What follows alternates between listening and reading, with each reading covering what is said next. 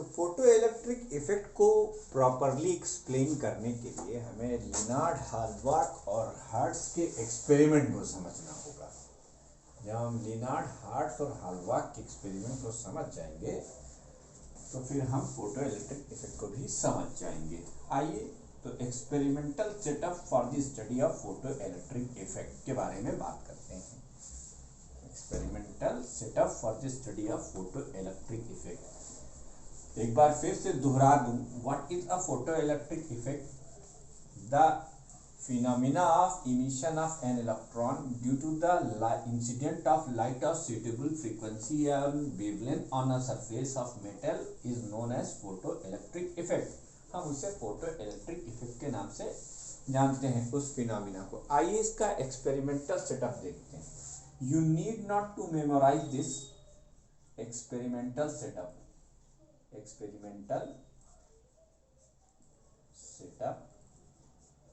to study photoelectric effect।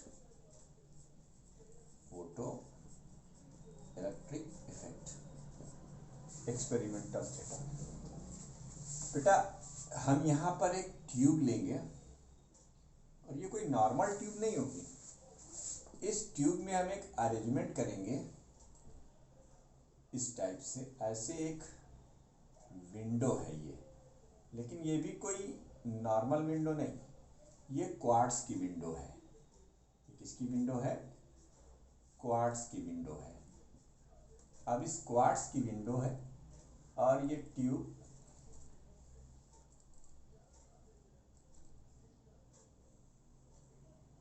ये देखिए, ये क्वार्ट्ज की विंडो है। यहाँ पर एक मेटल की प्लेट लगाई गई है, यहाँ पर भी एक मेटल की प्लेट लगाई गई है। ठीक, इसमें हाई डिग्री का वैक्यूम है। अगर आप प्रेशर को बहुत कम कर देंगे, यानी मरकरी के टर्म्स में अगर प्रेशर को ले तो 10⁻³ मिलीमीटर ऑफ Hg के प्रेशर पर इसमें हाई डिग्री का वैक्यूम क्रिएटेड रहेगा। इस प्लेट का नाम हम एमिटर प्लेट रखते हैं, एमिटर और एनोड, सॉरी कैथोड ये फिजिक्स है। और ये हो गया कलेक्टर और एनोड। ठीक, इन दोनों प्लेट्स के बीच के पोटेंशियल को मेजर करने के लिए या पढ़ने के लिए हम यहाँ पर एक वोल्टमीटर लगाते हैं। और अगर कोई करंट निकली तो फिर इस करंट को स्टडी करने के लिए हम यहाँ पर एक माइक्रोमीटर लगाते हैं। ठीक, इन दोनों प्लेट के बीच के पोटेंशियल को वेरी करने के लिए हम एक स्पेसिफिक अरेंजमेंट करते हैं, एक रियोस्टेट और हाई टर्मिनल बैटरी का। नूतन वाला फिगर या त्यागी साहब वाला फिगर नहीं है ये हमारे हिसाब से ये फिगर होना चाहिए, क्योंकि मैंने पहले ही आपसे कह दिया कि इसमें आपको स्पेशली इफेक्ट के बारे में पढ़ना है कि क्या इफेक्ट होता है, व्हाट इज द इफेक्ट। तो देखो बेटा, अब इसको पढ़ने के लिए सबसे पहला काम हम क्या करते हैं, एक सूटेबल फ्रीक्वेंसी और वेवलेंथ की और जिसकी एक फिक्स्ड इंटेंसिटी है, उसकी लाइट को हम यहाँ से अलाउ करेंगे इस क्वार्ट्ज विंडो से इस पर फॉल करने के लिए। तो यहाँ से एक फिक्स फ्रीक्वेंसी और फिक्स इंटेंसिटी की लाइट फॉल करी, जैसे फॉल कर रही। ठीक, in the very first experiment क्या किया गया, मान लेते हैं ये आपको समझाने के लिए, इसका वोल्टेज 0 वोल्ट किया गया, इसका वोल्टेज 1 वोल्ट है। तो according to the convention of electricity, collector और anode at high potential why emitter और कैथोड एट लो पोटेंशियल। इसमें किसी को कोई डाउट नहीं होना चाहिए। ठीक है, अब क्योंकि लाइट की फ्रीक्वेंसी सूटेबल है और लाइट की वेवलेंथ सूटेबल है और यहाँ पर गिरने वाली लाइट की इंटेंसिटी हमने फिक्स कर रखी है। जब हमने फिक्स कर रखी है तो फिर, और ये प्लेट इस प्लेट के रिस्पेक्ट में हाई पोटेंशियल पर है, तो इट इज ऑब्जर्व दैट कि यहाँ से इलेक्ट्रॉन निकले और निकल कर एनोड की तरफ बढ़े। अच्छा, यहाँ से इलेक्ट्रॉन निकलेंगे, इस बात का पता कैसे लगेगा? माइक्रो अमीटर में डिफ्लेक्शन होगा।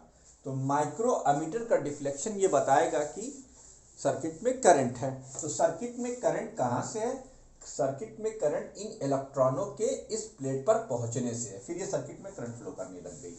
ठीक है साहब, देखिएगा पहली बात, अब ये जीरो पोटेंशियल पे रखा हुआ है, जितने भी इलेक्ट्रॉन यहाँ से इमिट करेंगे वो यहाँ पहुंचेंगे ही पहुंचेंगे। ठीक है, हमने कुछ नहीं किया, हमें लगा कि लाओ 10 वोल्ट का करके देखें। 10 वोल्ट का पोटेंशियल लगाने के बाद जब हमने फिर से इन रेस को फिक्स इंटेंसिटी और वही वेवलेंथ और फ्रीक्वेंसी की लाइट को फॉल कराया, तो हम देखते हैं कि जो करंट हमें पहले ही मिली थी वही करंट अब भी मिली। फिर हमने इसका वोल्टेज 100 वोल्ट कर दिया। फिर हमने same intensity, same frequency, same wavelength की लाइट इंसिडेंट कराई। हम देखते हैं कि हमें फिर से वही करंट मिली।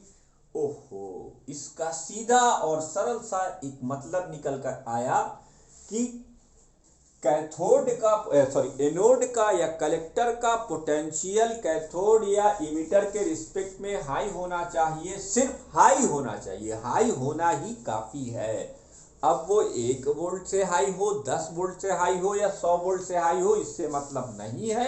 अगर कलेक्टर या एनोड का पोटेंशियल इमिटर या कैथोड के पोटेंशियल से हाई है तो इलेक्ट्रॉन्स यहां से निकलेंगे और निकलकर करंट प्रोड्यूस करेंगे। तो effect on the intensity of light on photo electric current, इसका पहला conclusion, effect of intensity of light on photoelectric current, हमारा ये पहला ऑब्जर्वेशन है। Keeping the frequency of incident radiation fixed, keeping the frequency of, या पहले ऐसे लिखो, the collector is maintained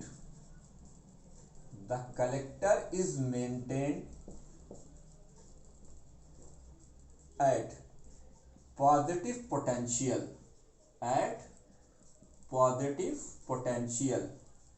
with respect to emitter के रिस्पेक्ट में हमने कलेक्टर को पॉजिटिव पोटेंशियल पे रखा हुआ है। So the electrons ejected from the emitter are attracted toward the collector. So the electrons emitted from the emitter attracted towards the collector, collector की तरफ अट्रैक्ट होंगे। Keeping the intensity and frequency of the keeping the frequency of the light fixed if the intensity of incident light gradually increases, we found that number of emitted photoelectron is increases linearly. इसका पहला conclusion क्या था? Keeping the frequency of incident light fixed if we gradually increases the intensity of light, if we gradually increases the intensity of light,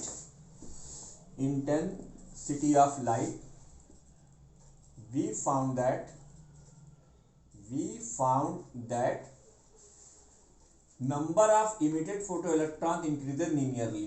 Number of emitted photoelectrons increases linearly.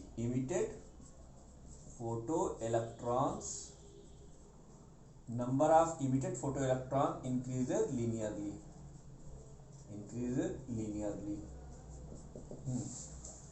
तो पहला experiment ये था कि हमने मान लीजिए आई इंटेंसिटी की new frequency की लाइट को इमीटर पर गिराया, बस इतना किया कि इमीटर कलेक्टर के रिस्पेक्ट में नेगेटिव पोटेंशियल पर है, यानी ये लो पोटेंशियल पर है और ये हाई पोटेंशियल पर है।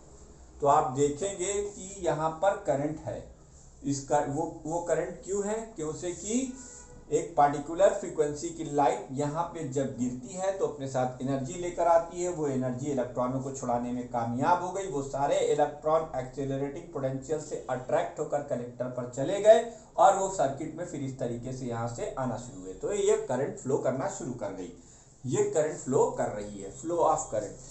फिर आपने डबल इंटेंसिटी की सेम फ्रीक्वेंसी की लाइट ली, फिर आपने उसको इस क्वार्ट्ज विंडो से अलाउ किया अंदर आने के लिए, वो गिरे, उन्होंने इलेक्ट्रॉन्स को निकाला और आपने देखा कि पहली जब आई इंटेंसिटी पे मान लीजिए x एम्पियर की करंट थी, तो 2i इंटेंसिटी पे 2x एम्पियर की करंट हो गई।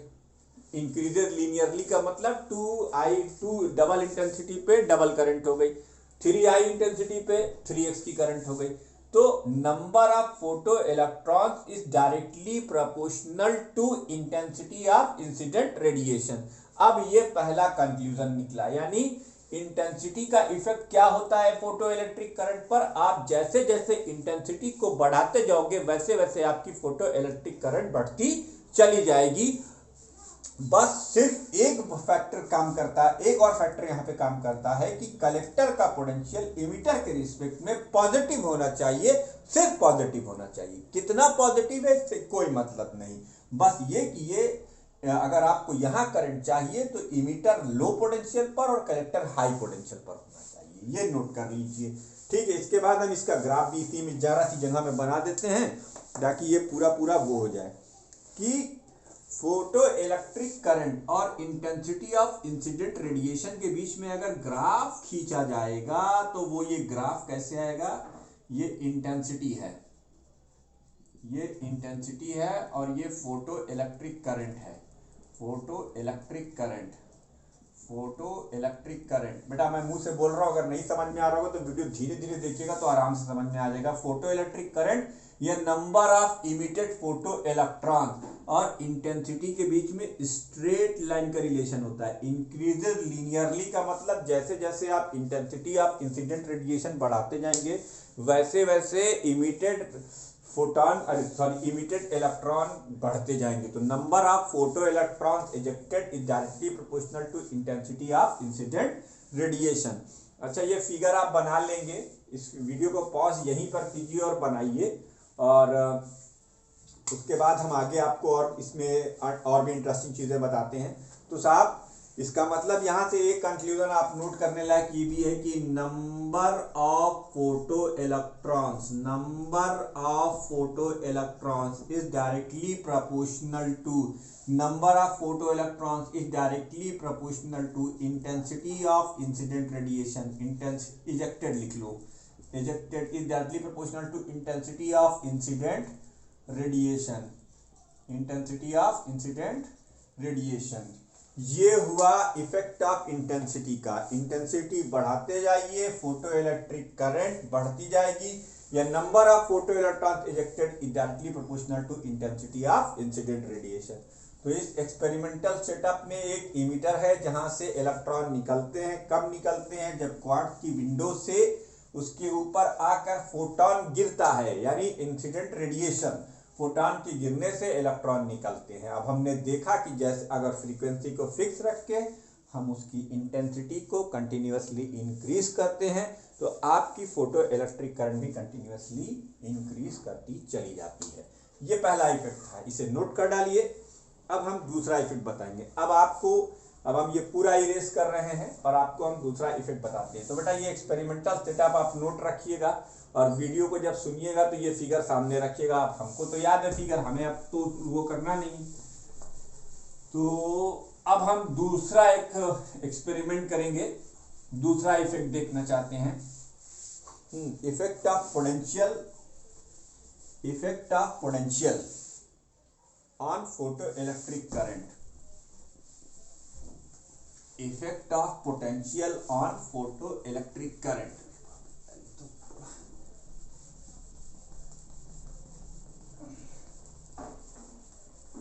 अगली हेडिंग है आपकी effect of potential on photo electric current.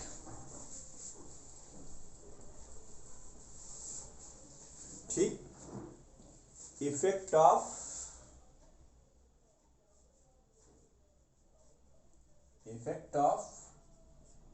potential on photoelectric current, effect of potential on photoelectric current.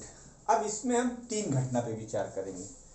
Collector को जीरो पोटेंशियल पे रखिए, फिर कलेक्टर को पॉजिटिव पोटेंशियल पे रखिए, और फिर कलेक्टर को नेगेटिव पोटेंशियल पे रखिए विद रिस्पेक्ट टू इमीटर। तो पहली घटना है हमारी collector at zero potential. Collector at zero potential का मतलब ना वो इमीटर के रिस्पेक्ट में हाई पोटेंशियल पर है, ना वो इमीटर के रिस्पेक्ट में लो पोटेंशियल पर है। The emitter is illuminated,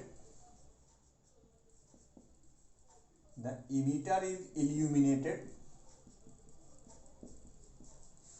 emitter is illuminated with light of fixed frequency,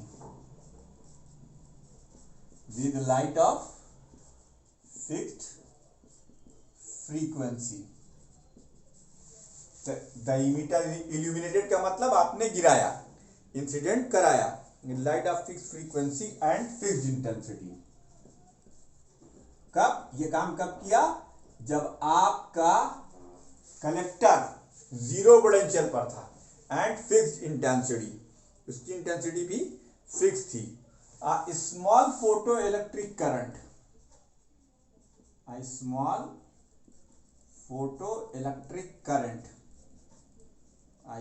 photoelectric current is observed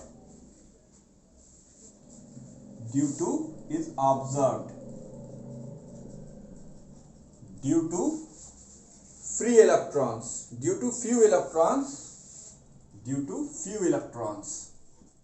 A small photoelectric current is observed due to few electrons. ये electrons कहां से आए?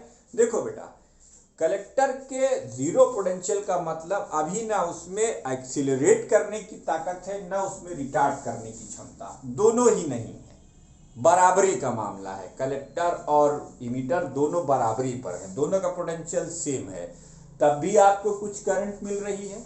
वो current इसलिए मिल रही है कि जो फिक्स फ्रीक्वेंसी और फिक्स इंटेंसिटी की लाइट आपने फॉल कराई है, let to fall on the emitter, उसकी वजह से फ्यू इलेक्ट्रॉन्स निकल के चले आते हैं जो अपनी मैक्सिमम काइनेटिक एनर्जी की वजह से ना चाहते हुए भी पहुंच जाते हैं। जैसे मान लीजिए कि आप किसी चीज को देखकर ब्रेक लगाते हैं, ठीक है, तो आप जहां पे गाड़ी रोकना चाहते हैं एग्जैक्टली वहां गाड़ी नहीं रुकती, थोड़ा सा आगे जाके गाड़ी रुकती है। कारण आप जानते हैं, आपके ब्रेक लगाने के बाद आपको डीएक्सेलरेशन कराना है। डीएक्सेलरेट कराने में कुछ डिस्टेंस तो आदमी चलेगा ही चलेगा। उसी तरीके से जब आप इलेक्ट्रॉनों को वहां से आज़ाद करा लेते हैं, जब वो बाहर आता है, देखता है कि कहीं जाना ही नहीं है, तो कहता है मैं जहां तक जा सकते हैं वहीं तक चले आए। तो यही वाली कॉन्सेप्ट इसमें लगती है कि due to few electrons which reach the collector just because of sufficiently large velocity, due to few electron just because of their sufficiently large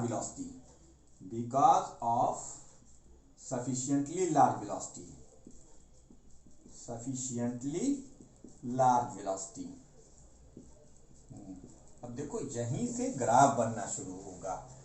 तो इसका मतलब जीरो पोटेंशियल पर कुछ करंट होती है। अब हम यहीं पर एक ग्राफ बनाएंगे,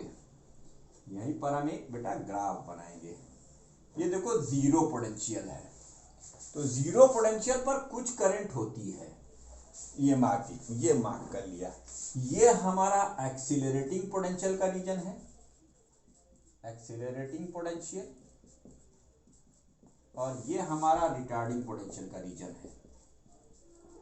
रिटार्डिंग पोटेंशियल क्या होता है सब बताता हूं, चिंता मत करो। है सफिशिएंटली लार्ज वेलोसिटी। तो पहला ऑब्जर्वेशन आपका क्या है? Collector at zero potential, the emitter is illuminated with the light of fix frequency and fix intensity. मतलब एक फिक्स फ्रीक्वेंसी और इंटेंसिटी की लाइट आपने इमीटर पर गिराई, आप देखते हैं कि एक small photo electric current observe होती है due to few electron just because of sufficiently large velocity. ठीक है बेटा। अब उसके बाद अब हम दूसरा, ये आप नोट कर लीजिए, ये ग्राफ बना लीजिए। अभी ये ग्राफ अधूरा है, हम इसे पूरा करेंगे। अब कलेक्टर एट पॉजिटिव पोटेंशियल, ये वाली लाइन हम सेम ही रखेंगे। द इमीटर इज इल्यूमिनेटेड,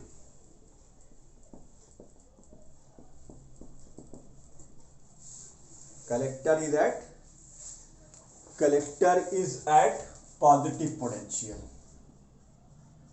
इसका क्या मतलब हुआ कि अब कलेक्टर का वोल्टेज इमीटर के रिस्पेक्ट में हाई, अब कलेक्टर का वोल्टेज इमीटर के रिस्पेक्ट में हाई है। ठीक है।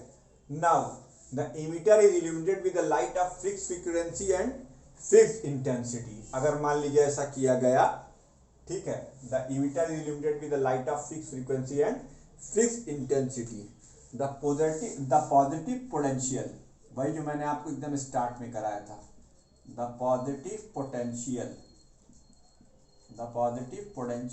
Of the collector increases gradually, धीरे धीरे आप बढ़ा रहे हैं, ये वाला पोटेंशियल धीरे धीरे बढ़ा रहे हैं, ग्रेजुअली। ठीक। And photo electric current measured each time, and photo electric current measured each time, her time आप फोटो इलेक्ट्रिक करंट को मेजर कर रहे हैं, measure it time. It is observe that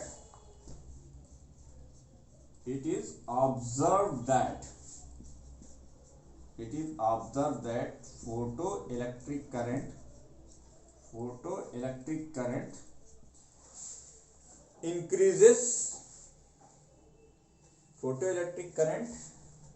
increases with increase in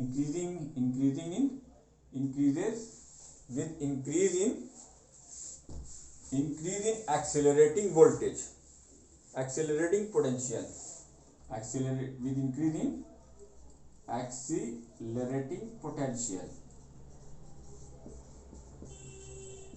accelerating potential, however at a certain positive potential of the collector, however a certain positive at a certain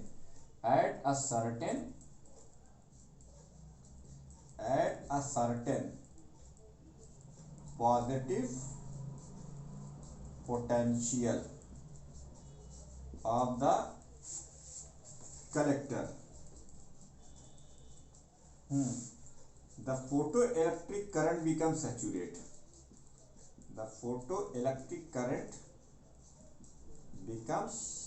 saturated, अब आप बढ़ाते रहिए, जितना चाहे उतना बढ़ाते रहिए। ठीक है। अब पोटेंशियल को बढ़ाने पर भी आपको कोई भी गति नहीं प्रदान होगी, कोई भी करंट नहीं बढ़ेगी। जब आपने एक्सेलरेटिंग पोटेंशियल को 0 से आगे बढ़ाया तो ये ग्राफ हल्का सा इंक्रीज करके और फिर ये कांस्टेंट हो गया,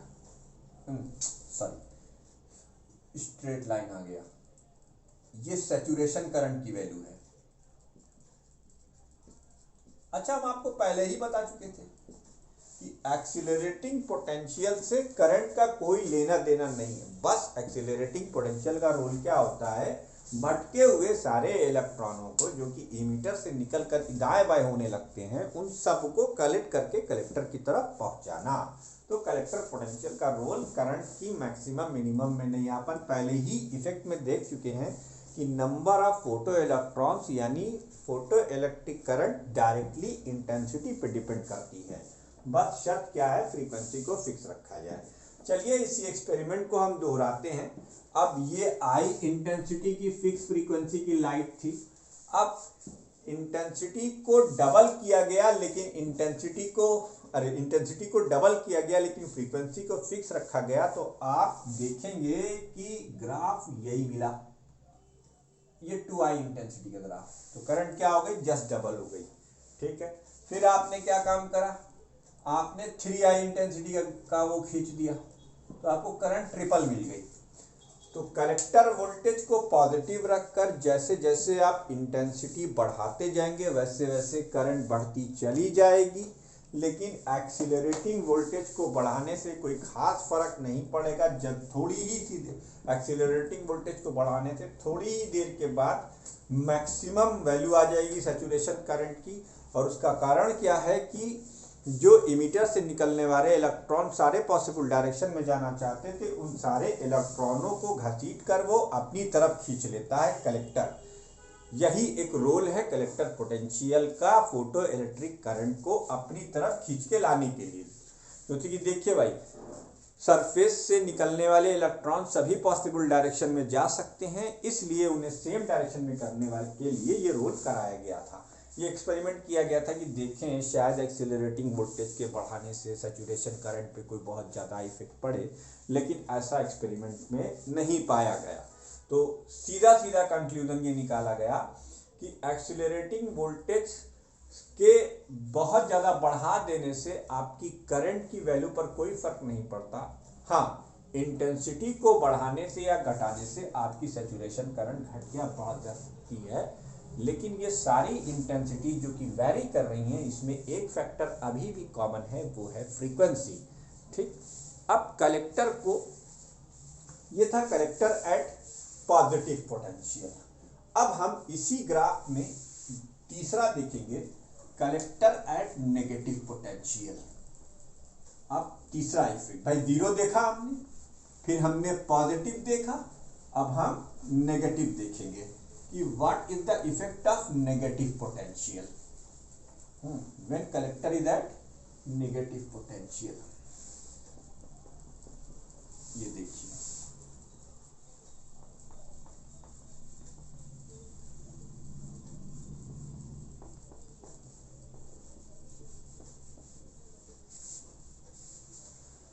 तो ये ग्राफ अभी भी हमारा कंप्लीट नहीं है, ये ग्राफ कंप्लीट होगा अब जब हम इसका तीसरा और अंतिम यानी रिटार्डिंग पोटेंशियल देखेंगे, collector at negative potential.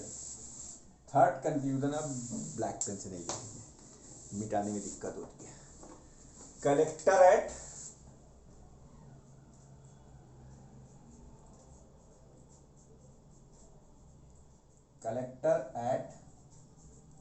Negative और retarding potential with respect to emitter। ओहो, अब जो आपने एक्सपेरिमेंटल सेटअप में इमीटर और कलेक्टर की जगह बनाई है, जो प्लेट बनाई है, उस प्लेट में जो ये एक क्वेश्चन याद आया, रियोस्टेट का कमाल क्या है, आप रियोस्टेट के थ्रू अप्लाइड पोटेंशियल को घटा बढ़ा सकते हैं। वो जो आपने वेरिएबल तीर देखी और जो रेजिस्टेंस लगी हुई थी, उसको इधर उधर करने से आप पोटेंशियल को घटा बढ़ा सकते हैं उसी रियोस्टेट के थ्रू। जैसे नूतन अगर आपके पास होगी तो उसमें प्लग इन प्लग टू करके दिया होगा, वो कॉन्सेप्ट मत पढ़िएगा, बहुत आसान तरीका है इसको समझने का कि जो रियोस्टेट है वो एक करंट कंट्रोलिंग डिवाइस है। करंट कंट्रोल करने के साथ साथ वो पोटेंशियल को भी कंट्रोल करता है। तो पोटेंशियल, हम प्लेट्स का पोटेंशियल घटा बढ़ा सकते हैं। तो यही काम हमने किया है, यही काम हम कर रहे हैं। जीरो पोटेंशियल पर होने का मतलब हमने कलेक्टर और इमीटर के पोटेंशियल को बराबर कर दिया। पॉजिटिव पोटेंशियल का मतलब ये हुआ कि हमने कलेक्टर के पोटेंशियल को इमीटर के पोटेंशियल के रिस्पेक्ट में ज्यादा कर दिया। अब हम नेगेटिव पोटेंशियल को डिस्कस करेंगे, यानी अब हम इमीटर के पोटेंशियल को कलेक्टर के पोटेंशियल के रिस्पेक्ट में हाई कर देंगे। कहने का मतलब ये कि कलेक्टर अब कम पोटेंशियल पर होगा और इमीटर अब ज्यादा पोटेंशियल पर होगा। The collector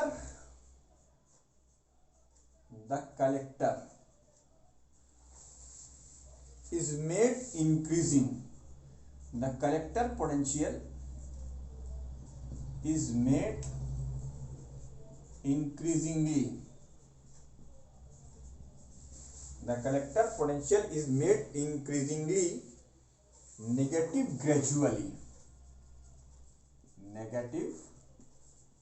gradually. इसको हम the collector potential is made increasingly negative gradually. It is observed that it is observed that the photoelectric current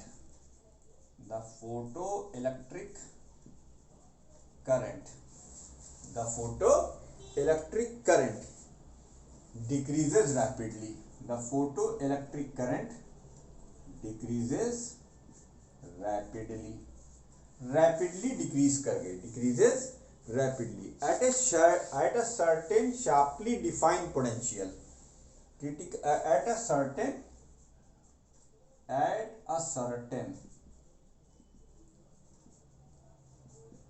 sharply defined potential of the collector. At a certain sharply defined potential of the collector,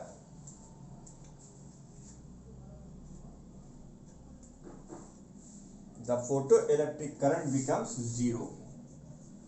The photoelectric current becomes zero. देखो इसको यूं समझते हैं, जब दोनों का potential same था तो वो इलेक्ट्रॉन्स जिनके पास अपनी एनर्जी ज्यादा थी वो पहुंच गए, उसकी वजह से करंट हुई। ये करंट उन इलेक्ट्रॉनों की वजह से है, इतनी करंट जो इक्वल पोटेंशियल होने के बावजूद अपनी वेलोसिटी की वजह से कलेक्टर पे पहुंच गया और माइक्रोमीटर ने उसे पढ़ लिया। फिर जब पॉजिटिव पोटेंशियल किया तो ऑब्वियस सी बात है सारे के सारे इलेक्ट्रॉन पहुंचेंगे। अब सारे इलेक्ट्रॉन पहुंचेंगे तो जरा सी वैल्यू तो बढ़ जाएगी, लेकिन आप जानते हैं एक्सीलरेटिंग पोटेंशियल का कोई बहुत ज़्यादा इफेक्ट फोटो इलेक्ट्रिक करंट पर नहीं होता। ये भी बात समझ में आ गई। अब आपने क्या काम करा, अब आपने कलेक्टर के वोल्टेज को नेगेटिव करना शुरू किया। नेगेटिव करने का मतलब ये कि आपका एमिटर अब हाई वोल्टेज पर है और कलेक्टर लो वोल्टेज के पर है। मिसाल के तौर पर जैसे आपने एमिटर का वोल्टेज 0 वोल्ट किया हुआ है, तो आप एमिटर का वोल्टेज जो है अब -1 वोल्ट कर दिए। देखिए ये लो पोटेंशियल हो गया। क्या हो गया? ये लो पोटेंशियल हो गया। तो अब आप देखेंगे कि करंट यानी फोटो इलेक्ट्रॉन जो निकले हैं उनकी तो एक नियम है उनका कि वो लो पोटेंशियल से हाई पोटेंशियल जाएंगे, हाई पोटेंशियल से लो पोटेंशियल नहीं जाएंगे। लेकिन वही कहानी फिर दोहरानी पड़ेगी कि मैक्सिमम एनर्जी का इलेक्ट्रॉन तो पहुंच ही जाएगा, लेकिन ये पहुंचना बहुत दूर तक जारी नहीं रहेगा। ये current decreases rapidly and at a certain sharply defined potential it becomes zero. ठीक है, आप अगर कलेक्टर के वोल्टेज को ग्रेजुअली निगेटिव करते जाएंगे तो एक सर्टेन शार्पली डिफाइंड पोटेंशियल पर आपको मैक्सिमम काइनेटिक एनर्जी का भी इलेक्ट्रॉन एक कलेक्टर पे नहीं मिलेगा, चाहे वो कितनी एनर्जी क्यों न रखे हो।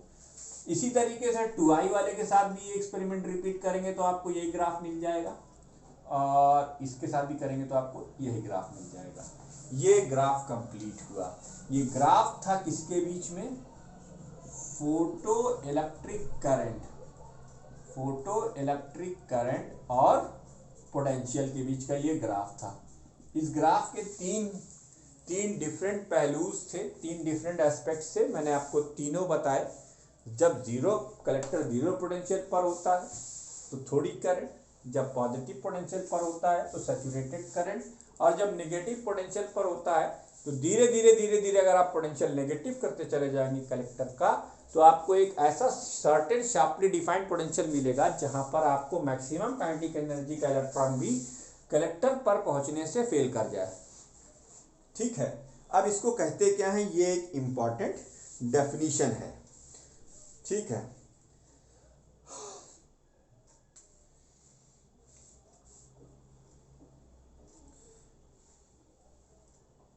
at a certain sharply defined of the collector, the photoelectric current becomes zero. This potential is known as cutoff potential. This potential is known as cutoff potential. अब इस कट ऑफ पोटेंशियल पर ये वो potential है जिस पर maximum kinetic energy का electron भी नहीं पहुंच पाता। तो आप maximum kinetic energy of electron, यानी काइनेटिक एनर्जी ऑफ इलेक्ट्रॉन, इसको आप बराबर कर सकते हैं ईवी नॉट से, जहां ये क्या है, वी नॉट क्या है, कट ऑफ पोटेंशियल है। वी नॉट क्या है बेटा, कट ऑफ पोटेंशियल है। ठीक, तो ये कंप्लीट हुआ effect of potential on the photo electric current.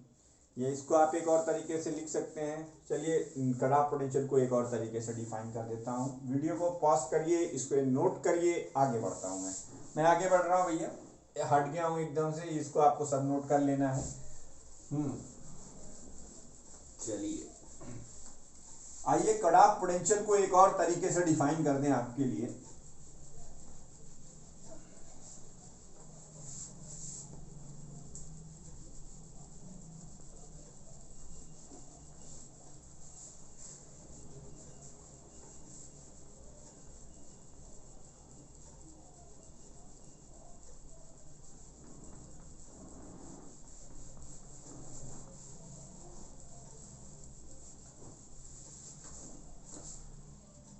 Cut off potential, the minimum value of the negative collector emitter potential for which no photoelectron reaches the collector and consequently the photoelectric current becomes zero is called photocritical potential या cut off potential।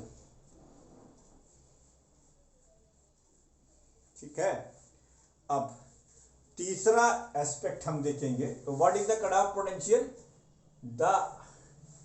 The negative potential of the, लिख देता हूं यार, रुको, नीले pen से लिखेंगे यार, रेड पेन से लिखेंगे।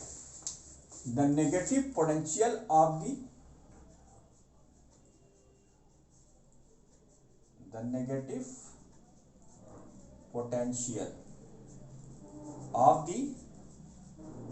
collector with respect to emitter at which the electron of maximum kinetic energy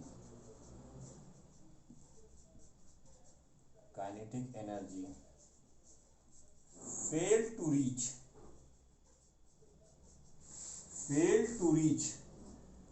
the collector or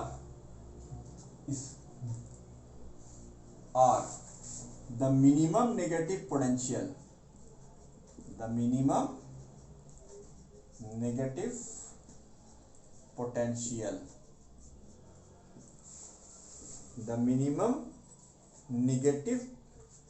collector emitter potential, the minimum negative collector emitter potential at which photoelectric current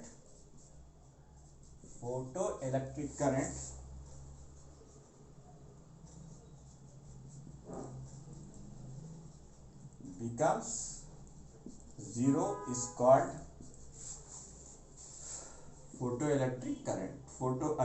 cut off potential. क्या कहते हैं इसको, cut off potential. ठीक, ये cut off potential कहलाता है। तो दो इफेक्ट आपने देख लिया, इफेक्ट ऑफ इंटेंसिटी और इफेक्ट ऑफ पोटेंशियल। अब हम लोग देखेंगे effect of frequency of incident light. ये नोट कर लीजिएगा, effect of frequency of incident light.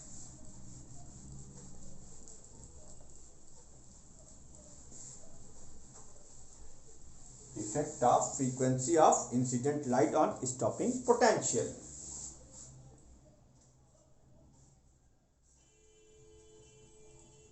Effect of intensity, effect of frequency और intensity तो पढ़ा चुके हैं। Effect of frequency of incident light on stopping potential।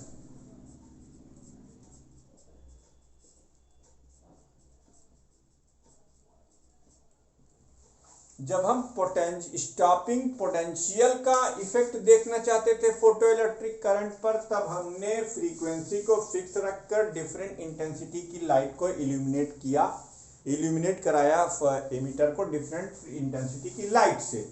अब हम फ्रीक्वेंसी को ग्रेजुअली इंक्रीज करेंगे। If we gradually increases the frequency of incident light,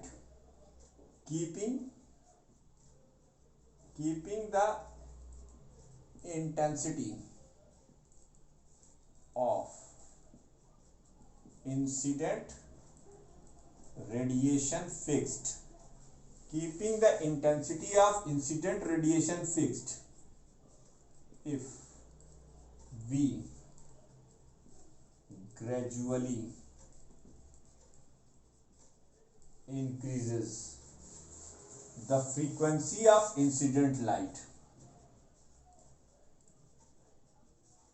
the frequency of incident light। देखो, जब तक इंटेंसिटी नहीं बढ़ाओगे तब तक करंट तो नहीं बढ़ेगी। ठीक है। Keeping the intensity of incident radiation fix if we gradually increase the frequency of incident light, है ना।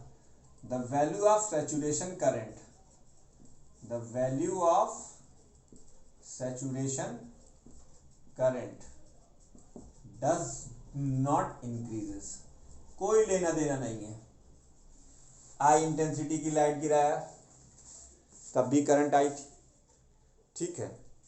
आई इंटेंसिटी की लाइट गिराया लेकिन 2 न्यू फ्रीक्वेंसी की लाइट गिराया, डबल फ्रीक्वेंसी की लाइट गिराया लेकिन इंटेंसिटी सेम रखा। तो आप जानते हैं इंटेंसिटी के वेरिएशन से फोटो इलेक्ट्रिक करंट का वेरिएशन होता है, बाकी कोई दूसरा फैक्टर रिस्पॉन्सिबल नहीं है। तो फ्रीक्वेंसी को घटाने या बढ़ाने से इंटेंसिटी करंट के ऊपर कोई फर्क नहीं पड़ना है। तो आइए इसमें भी एक ग्राफ देख लेते हैं। तो साहब आपने एक काम करा, ये है photo electric current, photo electric current, ठीक, ये एक्सिस है और ये है पोटेंशियल, ठीक। आई इंटेंसिटी की लाइट को आपने गिराया, सैचुरेशन करंट मिल गई, खुश हो गए, बहुत बढ़िया। अब इंटेंसिटी आपने फिक्स रखी हुई है, ठीक है, इंटेंसिटी आपने फिक्स रखी हुई है। एक्सेलरेटिंग पोटेंशियल को आप बढ़ाकर देख चुके हैं, सैचुरेशन करंट मिल गई है। फिर आपने अब कलेक्टर वोल्टेज को नेगेटिव करना शुरू किया, तो क्या ऑब्जर्व किया था आपने इससे पहले, यही ना कि when collector made increasing negatively with respect to emitter, the photoelectric current decreases rapidly and at certain sharply defined critical value of the potential the photoelectric current becomes zero। तो क्या यहाँ ये एक्सपेरिमेंट नहीं होगा भाई, कानून थोड़ी बदल देंगे। लेकिन V01 ये पहला कट ऑफ पोटेंशियल है जो आपको फ्रीक्वेंसी न्यू रखने पर आया, बहुत बढ़िया। अब आपने एक दूसरी रेडिएशन से इल्यूमिनेट किया है अपने इमीटर को, अपने इमीटर को। अब आपने फ्रीक्वेंसी को जस्ट इसका डबल कर दिया है, उसको न्यू 2 हम कह दे रहे हैं for the sake of the convenience. तो जरा सोचो, इंटेंसिटी फिक्स्ड है तो करंट तो बढ़ेगी नहीं, यानी इधर वाला हिस्सा 2 न्यू के लिए भी सेम रहेगा। लेकिन अब भैया फ्रीक्वेंसी बढ़ी है तो एक्सपेरिमेंटली ये ऑब्जर्व किया गया कि ये कट ऑफ पोटेंशियल पहले वाले पोटेंशियल का जस्ट डबल हो गया, V02। किसकी वजह से? फ्रीक्वेंसी की वजह से। फिर आपने इंटेंसिटी को फिक्स्ड रखा, फ्रीक्वेंसी को ट्रिपल कर दिया। आप जब फ्रीक्वेंसी को फिक्स रख के इंटेंसिटी को फिक्स करके फ्रीक्वेंसी को ट्रिपल करते हैं तो आप देखेंगे कि इन मैक्सिमम सैचुरेशन करंट जो कि इंटेंसिटी पे डिपेंडेंट है वो नहीं चेंज हो रही है, लेकिन कट ऑफ पोटेंशियल फिर से तिगुना हो गया। इसका मतलब फ्रीक्वेंसी और कट ऑफ पोटेंशियल में सीधा रिलेशन है। इसकी वजह भी सुन लो, बारीकी क्या है। देखो, इलेक्ट्रॉन निकला, डबल फ्रीक्वेंसी है तो एनर्जी भी ज़्यादा होगी इंसिडेंट फोटॉन की। जब ज़्यादा एनर्जी होगी तो वो फोटॉन को ज़्यादा एनर्जी, इमिटेड इलेक्ट्रॉन को ज़्यादा एनर्जी फोटॉन देने में सक्षम है। अब जब ज़्यादा एनर्जी देने में सक्षम है तो फ्रीक्वेंसी के बढ़ने से फोटॉनिक एनर्जी बढ़ती है। फोटॉनिक एनर्जी बढ़ने से जब वो फोटॉन गिरता है और इलेक्ट्रॉन को आज़ाद कराता है तो वो उसे ज़्यादा एनर्जी इम्पार्ट कर देता है। अब ज़्यादा एनर्जेटिक इलेक्ट्रॉन है तो जाहिर सी बात है कि उसको रोकने के लिए आपको नेगेटिव पोटेंशियल की भी वैल्यू बढ़ानी पड़ेगी। ये है इसका कॉन्सेप्ट। तो रो थ्री, और ये एक्सपेरिमेंटली ऑब्जर्व किया गया, ये हम अपने मन से बिल्कुल नहीं कह रहे। यानी new three less than new two is less than new one. सबसे ज़्यादा फ्रीक्वेंसी न्यू थ्री होगी, उसके बाद न्यू टू और न्यू वन। तो यहीं से हम एक ग्राफ और खींचते हैं। इस ग्राफ को हम खींचते हैं कट ऑफ पोटेंशियल और फ्रीक्वेंसी के बीच में। ठीक है, तो एक्सपेरिमेंटली ये ऑब्जर्व किया गया कि जैसे जैसे आप फ्रीक्वेंसी बढ़ाते जाएंगे वैसे वैसे इमिटेड फोटॉन की काइनेटिक एनर्जी या उनको रोकने के लिए जो पोटेंशियल है वो लीनियरली इंक्रीज करता चला जाएगा। अच्छा, इस एक्सिस पर दो चीज़ें हो सकती हैं, वी नॉट और के मैक्स, दो चीज़ें हो सकती हैं। फिर ये क्या है साहब, ये न्यू नॉट है। ठीक, ये भी पाया गया कि एक दिए हुए सरफेस के लिए एक ऐसी पार्टिकुलर फ्रीक्वेंसी ज़रूर होती है जिसके नीचे का कितना भी इंटेंस फोटॉन आप गिरा दें, इलेक्ट्रॉन बाहर नहीं आएगा। यानी हर एक सरफेस के लिए एक क्रिटिकल फ्रीक्वेंसी मौजूद है, एक मिनिमम फ्रीक्वेंसी मौजूद है। उस मिनिमम फ्रीक्वेंसी के उससे नीचे का अगर कोई फोटॉन आप उस सरफेस पर अलाउ करते हैं फॉल करने के लिए, तो आप किसी भी तरीके के करंट की उम्मीद ना करें। ये पीछे आकर मिलता है एक स्पेसिफिक जगह जिसे आप कहते हैं work function divided by charge of electron. हम वर्क फंक्शन को फाई नॉट से डिनोट करते हैं और ये चार्ज ऑफ इलेक्ट्रॉन, ये फाई नॉट अपॉन ई पर ये रिलेशन काटता है। तो बच्चों, यहां से हमने क्या सीखा कि the cut off potential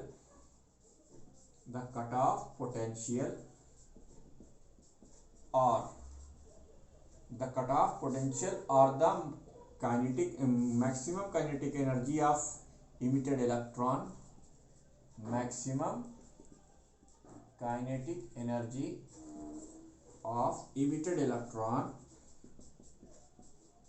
is directly proportional to the cutoff potential or the maximum kinetic energy of the emitted electron is directly proportional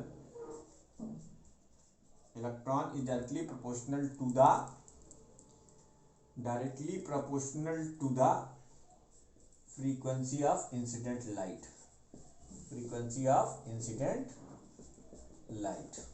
ठीक, ये था तीसरा इफेक्ट। ठीक, अब इसी में ये जो न्यू नॉट है इसकी डेफिनेशन क्या है, वीडियो को पॉज करके नोट कीजिए। मैंने फिर से ब्लैक कलम से लिख दिया है तो अब इसे मिटाने में तो थोड़ी मेहनत करनी पड़ेगी। आप वीडियो को पॉज कर इसे नोट कीजिए।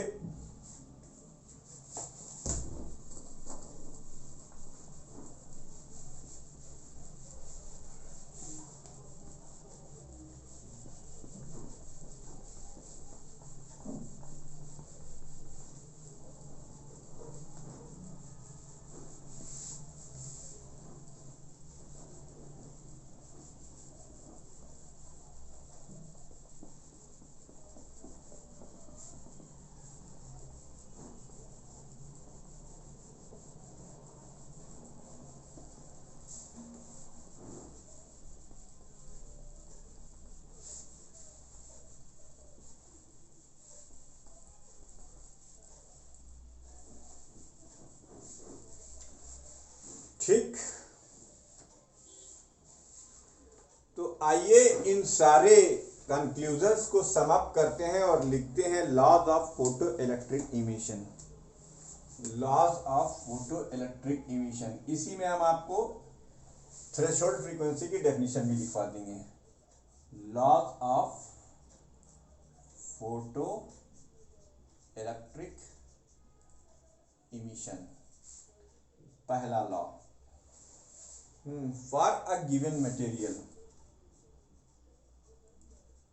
For a given material there is a certain minimum frequency, there is a certain minimum frequency, there is a certain minimum frequency of radiation, frequency of radiation known as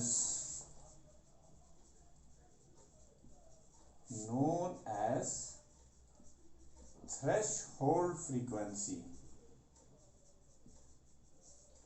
For a given material there is a certain minimum frequency of radiation known as threshold frequency, such that if the incident radiation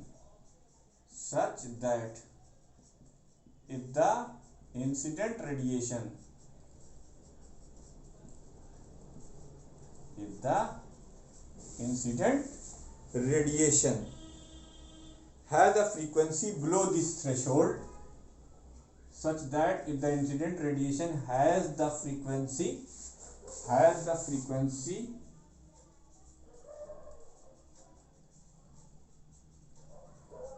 below this threshold,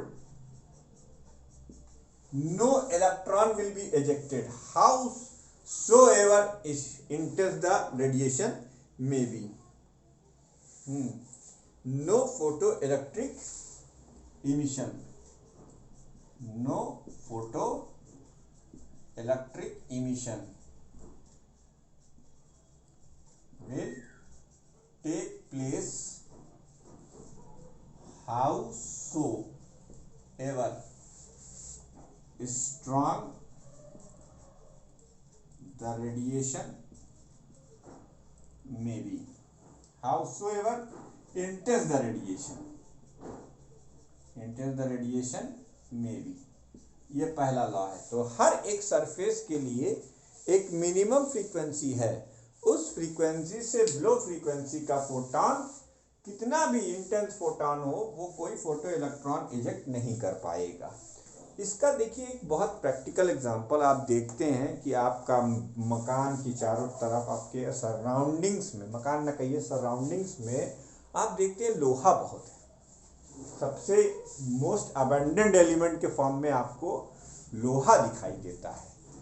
आपकी grill, आपका सीढ़ी, आपका सब, आपका lift, आपका door handle, हर जगह लोहा है। और इसको सनलाइट का एक्सपोजर भी खूब मिलता है।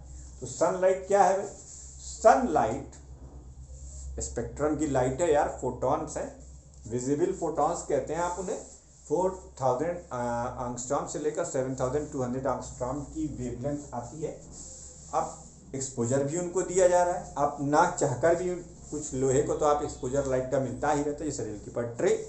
तो क्या कभी आपने सोचा कि दिन भर सूरज में गर्म होने के बावजूद भी लोहा एक सिंगल आपका टॉर्च बल्ब नहीं जला सकता जो कि 1 माइक्रो एम्पियर की करंट से चलता है? कारण ये है कि विजिबल स्पेक्ट्रम की जो फ्रीक्वेंसीज हैं वो लोहे की थ्रेशोल्ड फ्रीक्वेंसी से कम है। इसीलिए सूरज सुबह से शाम तक लोहे को तपाता जरूर है, लेकिन उसमें से कोई इलेक्ट्रॉन बाहर नहीं निकाल सकता है। तो दूसरा law, for the incident frequency greater than the threshold frequency, for the incident frequency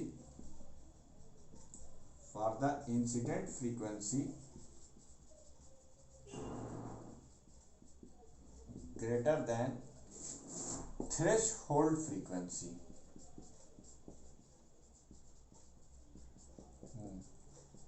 the photoelectric photoelectric current,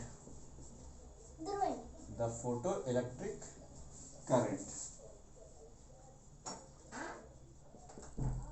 is directly proportional to the photoelectric current is directly proportional to the intensity of incident radiation.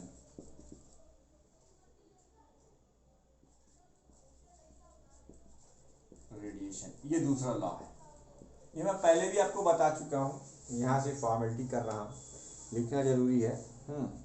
Third law है,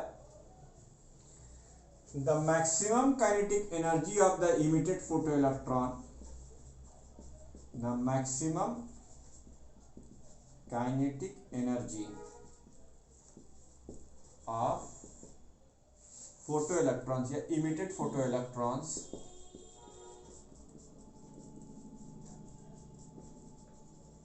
is directly proportional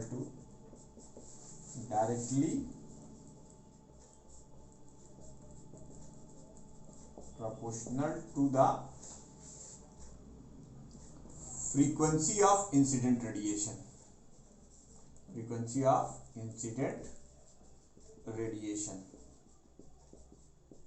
ठीक। चौथा, तू आया मैं गया, there is no time lag between the incident of photon and ejection of electron, there is no time lag, मतलब तुम आओगे मैं जाऊंगा ऐसा कुछ नहीं है, आया और गया में आप बिल्कुल फर्क नहीं कर सकते, ये घटना 10⁻⁻8 सेकेंड में हो जाती है। there is no time lag between incident of photon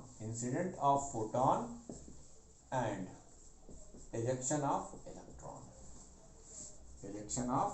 electron, कोई टाइम लैग नहीं। ये चार लॉस।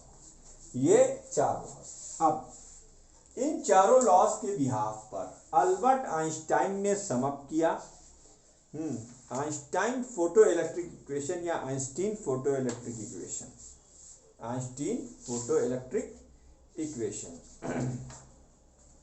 तो आइंस्टीन फोटो इलेक्ट्रिक इक्वेशन, इसको वीडियो को पॉज करके नोट करना आपका काम था, आपने जरूर नोट किया होगा। और आगे बढ़ते हैं, तो आइंस्टीन का फोटो इलेक्ट्रिक इक्वेशन,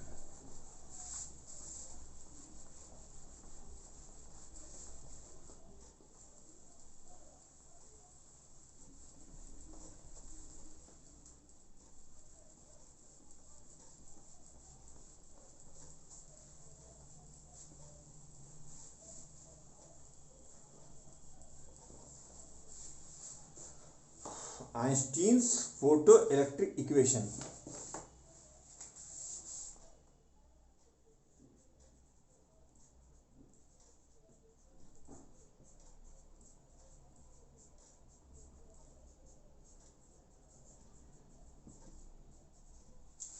इसको समझने का बड़ा आसान तरीका है। देखो, ये एक मेटल सरफेस है, एक फोटॉन आया ऐसे, एक इलेक्ट्रॉन यहां पर है ऐसे आया और ये इलेक्ट्रॉन को निकाल ले गया। तो देखो, फोटोनिक एनर्जी, तो energy of incident photon utilise in two ways, यहीं से लिख देता हूं, energy of incident photon utilized in two ways. A part of it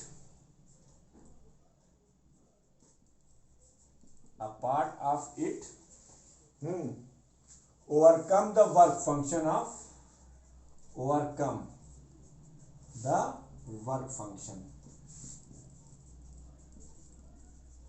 and second, rest will imparted as kinetic energy of electron. Rest part imparted as kinetic energy to the electron. ठीक, Energy of incident photon utilized in two ways. A part of it overcome the wave function, work function, and the rest part imparted at the kinetic energy to the electron. तो इसका मतलब energy of photon is equal to work function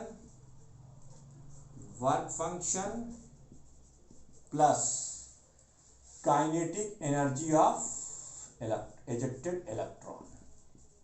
her electron के हर photon के साथ यही होगा कि फोटोनिक एनर्जी दो पार्ट में यूटिलाइज होगी. इसको आप ऐसे समझिए जैसे एक साउथ इंडियन मूवी में एक हीरो अपने एक दोस्त को विलेन की कैसे बचाने गया है, तो विलेन ने उसको टेबल चेयर पे तो बैठा नहीं रखा होगा, उसे जंजीरों से बांध रखा होगा. तो यहाँ जो जंजीरें बंधी हुई हैं ये वर्क फंक्शन है. अब आप उसे तोड़ने में कुछ एनर्जी खर्च करेंगे अपनी, फिर बाकी बची हुई एनर्जी के साथ आप अपने दोस्त को लेकर वहां से भागेंगे. यही सेम काम करता है एनर्जी ऑफ फोटॉन के साथ होता है. एक पार्ट उसका इलेक्ट्रॉनों का बंधन यानी to overcome the restraining effect, that what exactly I define you in the beginning of this chapter. The restraining effect के ओवरकम करने में वर्क फंक्शन और बाकी बची एनर्जी उसे एनर्जी ऑफ इलेक्टेड इलेक्ट्रॉन. तो देखो आइंस्टाइन का फोटो इलेक्ट्रिक इक्वेशन भी in accordance with the law of conservation of energy है. तो फोटोनिक एनर्जी को हम न्यू लिखते हैं, एच न्यू, और वर्क फंक्शन को हम फाई नॉट लिखते हैं और इसे हम के मैक्स लिखते हैं. ये इसका सबसे सरल इक्वेशन है. अब इसी में बहुत सारे इक्वेशन बनते हैं. अब जैसे देखो इसको हम लिखेंगे एच न्यू, ये work function, the minimum energy required to eject an electron without imparting any kinetic energy. तो अपन अब इसको कोरिलेट करेंगे थ्रेशोल्ड फ्रीक्वेंसी के साथ, तो एनर्जी क्या हो जाएगी वहां पर, एच न्यू नॉट. ये तो होगी, ये मिनिमम फ्रीक्वेंसी है जो किसी सरफेस के पास होनी चाहिए बिना किसी काइनेटिक एनर्जी के इलेक्ट्रॉन को बाहर निकालने के लिए. अब उसके बाद ये के मैक्स है. एक फार्मूला तो ये बना, देखिएगा, h nu minus h nu not is equal to K max. एक फार्मूला ये भी बनता है. अच्छा, अब एक फार्मूला और बन सकता है, जैसे अभी आपने पढ़ा था कि H nu not plus E V zero. अच्छा, आप यहीं तक महदूद नहीं रहेंगे. एच न्यू आप यहीं तक महदूद नहीं रहेंगे. आप न्यू की वैल्यू अगर सी बाई लैम्डा रख देंगे तो आपको एक फार्मूला और मिलेगा. जैसे ये के मैक्स है, इसमें अगर आप चाहें तो एक फार्मूला और बना सकते हैं. अभी जब न्यूमेरिकल्स का वीडियो आएगा तो उसमें आप देख सकते हैं half m v m x square is equal to h nu minus h nu not. ये एक फार्मूला और बन गया. तो अल्बर्ट आइंस्टाइन के फोटो इलेक्ट्रिक इक्वेशन को हम अपने न्यूमेरिकल पोर्शन में एम्फेसिस कर स्टडी करेंगे, क्योंकि कि इस चैप्टर से ग्राफिकल अप्रोच के बाद जो सबसे ज़्यादा इम्पोर्टेंट है वो यही है, अल्बर्ट आइंस्टीन का फोटो इलेक्ट्रिक इक्वेशन का न्यूमेरिकल. तो ये चैप्टर यहीं पर थ्योरेटिकली ख़त्म होता है. न्यूमेरिकल वीडियो के लिए थोड़ा सा वेट कीजिए, हम आपको इसकी न्यूमेरिकल वीडियो भी बना कर देंगे अगले चैप्टर. अब हम अगले चैप्टर की ओर प्रोसीड करेंगे, तो ये इसे नोट कर डालिए. ओके, फिर मिलते हैं नेक्स्ट वीडियो में अगले चैप्टर की ओर.